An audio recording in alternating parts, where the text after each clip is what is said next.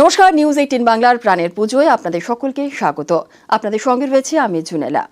অবশেষে আরজি কর মামলায় চার্জশিট, চতুর্থীতে চার্জশিট সিবিআই এর। 9ই আগস্ট আরজি করে তরুণী চিকিৎসকের দেহ উদ্ধার হয়, আর তারপর থেকেই ধর্ষণ খুনের অভিযোগে তোলপাড়। এই মামলায় 58 দিনে শিয়ালদা আদালতে চার্জশিট দিল সিবিআই।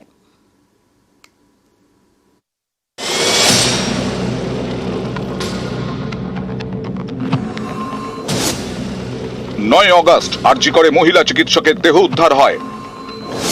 7ই অক্টোবর আরজি কর মামলায় সিবিআই এর প্রথম চার্জশিট।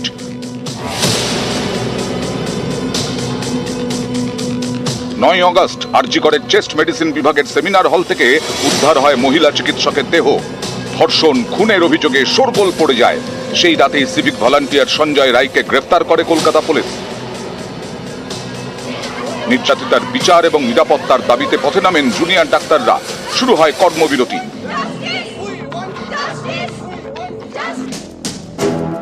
এরই মধ্যে 13ই অগস্ট ঘটনার তদন্তের দায়িত্ব সিবিআই এর হাতে তুলে দেয় কলকাতা হাইকোর্ট।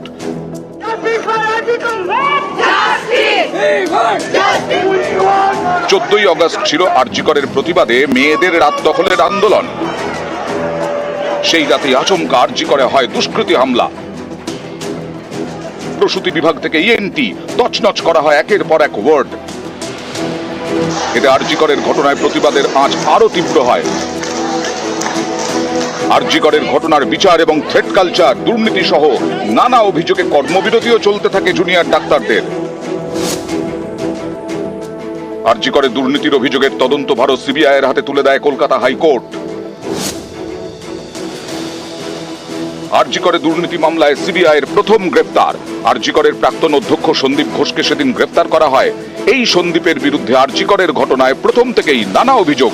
সন্দীপের পাশাপাশি গ্রেফতার করা হয় 3 ব্যবসায়ীকে, বিপ্লব সিংহ, সুমন হাজরা এবং আলী খান।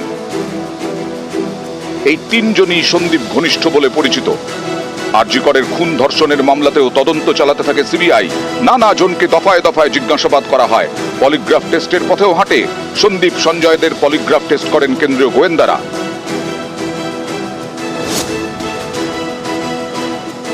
ফের সিবিআই এর হাতে গ্রেফতার। এবার আরজি করে খুন ধর্ষণের মামলায় তথ্য প্রমাণ লোপাটের অভিযোগে সন্দীপ ঘোষ এবং তালা থানার তৎকালীন ওসি অভিজিৎ মণ্ডলকে গ্রেফতার করে সিবিআই। পরের দিন দুজনকেই আদালতে তোলা হলে গরম হয়ে ওঠে শিয়ালদা কোর্ট চত্বর। সন্দীপ ও অভিজিৎকে জুতো দেখানো হয়। গত বৃহস্পতিবার আবার গ্রেফতার। আরজি করের দুর্নীতি মামলায় সিবিআই এর জালে সন্দীপ ঘনিষ্ঠ আরো একজন। গ্রেফতার করা হয় আরজি করের চিকিৎসক নেতা আশিস পান্ডেকে। আদালতে আশিসের বিরুদ্ধে একের পর এক চাঞ্চল্যকর অভিযোগ করে সিবিআই। অবশেষে চার্জশিট, চতুর্থীতে চার্জশিট সিবিআই। দেহ উদ্ধারের 58 দিনের মাথায় সোমবার শিয়ালদা কোর্টে চার্জশিট পেশ কেন্দ্রীয় গোয়েন্দাদের। নিউজ 18 বাংলা।